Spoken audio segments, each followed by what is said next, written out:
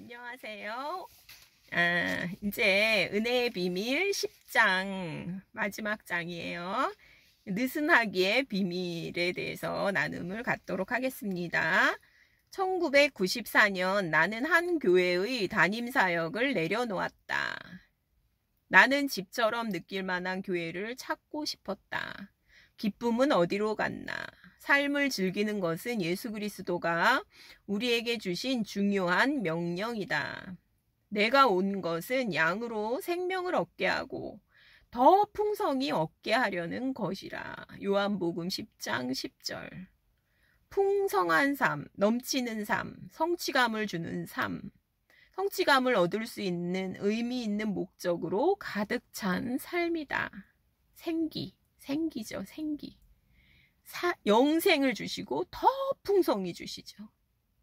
예수님은 우리에게 풍성한 삶을 주러 오셨다. 생명을 주러 오셨죠.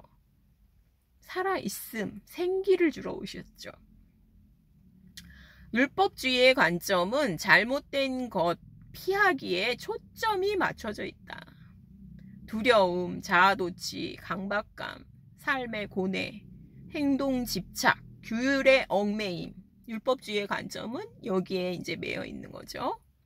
하나님의 나라는 끊임없이 인생을 축하한다. 성부, 성자, 성령을 누리도록 우리는 창조되었다. 그분의 생명을 드러내며 사람들과 나누는 것. 우리의 존재 이유는 사랑의 관계에 동참하는 것이다. 최고의 가치, 최고의 사랑을 누리며 동참하는 거예요. 하나님의 생명을 누리는 거예요. 신성한 연합 안에 거하는 것이다. 비판과 심판으로부터의 자유는 진정한 삶의 의미이다. 잔치에 흥을 깨는 사람들. 은혜 가운데 살기 전까지 우리는 우리 자신은 물론 모든 사람을 향해 비판적인 자세로 일관한다. 마다들의 태도처럼 강박관념이 있고 완고하고 기쁨이 없다. 이렇게 비판적인 눈으로 보게 되죠. 율법주의로 사니까 그렇게 되는 거죠. 율법주의만큼 잔치의 흥을 깨는 것도 없다. 성과에만 초점을 맞추도록 강요한다. 은혜를 이해할 수 없다. 율법주의자는 자신의 삶의 방식을 기준으로 사람들을 판단하면서 우쭐해하며 관계를 맺는다. 오늘날 종교인들의 완벽한 본보기라 할 수 있다. 분리하고 배제하고 바른 행동을 중심으로 하고 행동에 초점을 맞추고 친밀감 물론 없죠. 섬기려고 막 노력을 막 하죠. 노력 되지도 않으면서 율법 준수, 순종에 관심을 두고 그들에게는 관계가 아니라 규율이 중심이 돼요. 중요하죠. 규율이 중요하죠. 주일 성수를 하고 지켜야 되고 봉사를 해야 되고 미안해야 되고 은혜에 붕괴하죠. 그리고 은혜에 붕괴해요. 저렇게 누려? 은혜라 그러면서 저렇게 누리고 있다고 아무것도 안 하고 그러면서 붕괴하죠. 그러면서 이 마다들은 자신의 동생을 뭐라 그러냐면 이 아들이라고 해요. 내 동생이 아니고 이 아들이 돌아오니까 잔치를 벌여주십니까? 이러면서 아버지를 원망하죠. 이런 사람들이 하나님이 제일 싫어하는 사람들이죠. 종교적으로 오만한 사람들. 그러니까 은혜를 누리지를 않으면서 또 은혜를 누리는 사람들을 비판하죠. 미워하죠. 그러니까 자기가 이제 누리질 못하니까 그 은혜를 누린다는 사람들을 미워하는 거죠. 아주 죽일 만큼 미워하죠. 그래서 은혜를 잘못된 행동이라 믿는다. 그들은 우리가 그렇게 하면 죄 지은 이의 행동을 용납하는 것이라고 생각한다. 그리고 더 죄를 짓는다고 생각을 하죠. 그런데 은혜를 누리는 사람들은요, 죄에 관심이 없어요. 은혜 안에 있는 사람들이요, 오히려 더 죄를 안 져요. 자유로운 사람들이요, 더 내면에 우리 마음판에 하나님의 법이 있잖아요. 그래서 더 사랑하고요. 더 하나님의 법을 따르고 지킬 수 있고요. 더 이웃을 내 몸과 같이 사랑할 수 있어요. 그게 자연스럽게 돼요. 왜냐하면 내재된 본성이 바뀌어버린 거니까 그게 오히려 돼요. 억지로 하는 세계보다 더 이게 효과적이에요. 효율적이에요. 이게 하나님의 방법이에요.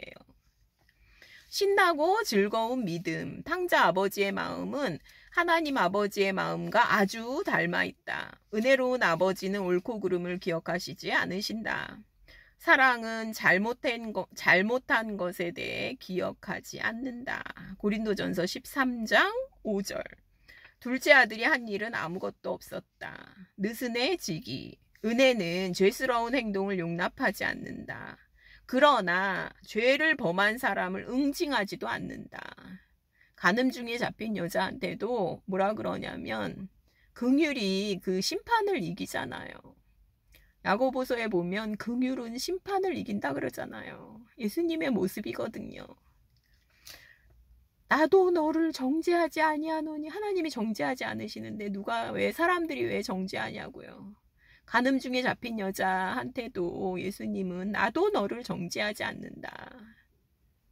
살아라 가서. 그러면 그 여자는 이제 범죄하지 않고 살 수 있어요. 긍휼이 심판을 이겼기 때문이에요. 그래서 응징하지도 않아요. 긍휼은 죄를 범한 사람을 응징하지도 않아요. 그들은 이미 죄 그 자체로 응징을 받았다. 슬프죠. 그게 죄 자체가 슬프니까 안 하게 되는 거예요. 오늘날 종교적인 사람들이 생각하는 것과는 달리 믿음과 즐거움은 서로 상반된 것이 아니다. 믿음은 즐거운 거거든요. 하나님은 심지어 옛 언약에서도 자신의 백성들에게 잔치를 열라고 하셨다. 친밀감을 즐기셨다. 잔치, 인간 창조, 관계, 이것이 은혜의 장단이다. 내 마음에 원하는 모든 것을 구하고 거기 내 하나님 여호와 앞에서 너와 내 권속이 함께 먹고 즐거워할 것이며. 이걸 주시려고 이런 최고의 생명을 주시기 위해서 예수님이 오신 거잖아요. 내 동생은 죽었다가 살아났으며 내가 잃었다가 얻었기로 우리가 즐거워하고 기뻐하는 것이 마땅하다 하니라. 죽은 사람이 다시 살아난다면 기뻐하는 것 외에 무엇을 더 할 수 있을까? 이 마음이었다면, 마다들도 이 마음이었다면 그렇게 말했겠어요. 죽은 사람이 다시 살아나면 너무 기쁘잖아요. 죽은 내 동생이 살아났다 그러면 기뻐해야 되잖아요. 근데 그렇지 않잖아요, 마다들이. 코이노니아, 공동체의 교제, 펠로우십, 잔치, 파티, 생명을 축하하는 잔치, 생일 잔치, 한 사람이 살아온 세월을 축하하는 자리이다. 결혼 기념일은 부부가 함께 살아온 것을 축하하는 날이다. 잔치는 이처럼 생명에 초점을 맞춘다. 신약교회의 본질은 거룩한 삶을 축하하는 것이다. 온 땅이여 여호와께 즐거운 찬송을 부를지어다. 기쁨으로 여호와를 섬기며 노래하면서 그의 앞에 나아갈지어다. 시편 100편 1절 2절. 잔치는 사람들을 끌어모은다. 축하 잔치, 폭발적인 즐거움, 삶을 끊임없이 축하함, 혼인집 신랑과 함께하는 잔치. 날마다 마음을 같이하여 성전에 모이기를 힘쓰고 집에서 떡을 떼며 기쁨과 순전한 마음으로 음식을 먹고. 사도행전 2장 46절. 예수님의 생명을 기뻐하고 축하하는 것이다. 웃고 사랑하도록 동기를 부여받는 것이다. 예수님에게서 나온 생명에 열정을 내는 것이다. 이것이 느슨하게 즐기는 것이다. 성령 안에서 소탈하고 즐겁게 사는 것. 이것이 신약 속 전도의 본질이다. 전도가 저절로 되죠, 그러면. 왜냐하면 저렇게 기뻐하고 저렇게 즐기고 삶을 즐기고 초 긍정이잖아요, 완전히. 그러니까 왜 이 사람들이랑 함께 있고 싶지 않겠어요? 이 사람들이랑 영생을 가진 사람들이랑 함께 있고 싶죠.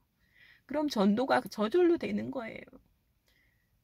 자, 이게 이제 은혜의 비밀 10장 느슨하기의 비밀에 대해서 나눔을 가졌습니다. 감사합니다. 은혜의 비밀은 이것으로 마치겠습니다. 감사합니다.